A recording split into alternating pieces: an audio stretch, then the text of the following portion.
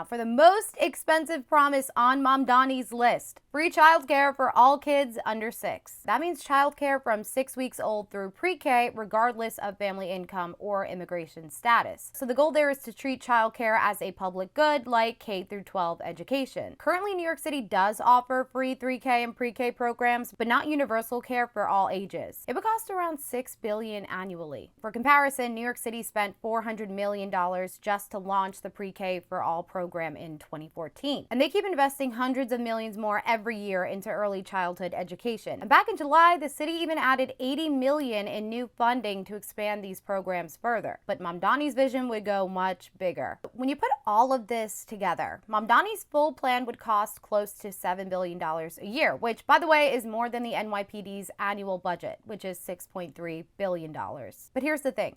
New York City has the biggest municipal budget in the country, which is around $116 billion. Mamdani argues there's plenty of room to shift priorities. So how would he actually pay for it? He wants to raise taxes on the wealthy and corporations to generate around $9 billion in new revenue. Here's what that looks like. A 2% income tax increase on the top 1% of New Yorkers, so people making more than $1 million per year. Raising the corporate tax rate from 7.25% to 11.5% to match New Jersey's. But this plan has its critics. Governor Kathy Hochul isn't on board with raising taxes on the wealthy, and some argue that these moves could push businesses and high earners out of the city entirely. New York City also gets billions in federal support, $9.7 billion in 2025 alone. That's only about 6.4% of the city's total proposed spending for fiscal year 2026, which is $115.9 billion. But Mamdani could definitely run into some problems when trying to distribute these funds, because just last week, President Trump threatened to withhold federal funding if Mamdani wins. He slammed his platform as, quote, fake communist promises, and told voters Mamdani would never get a dime from Washington.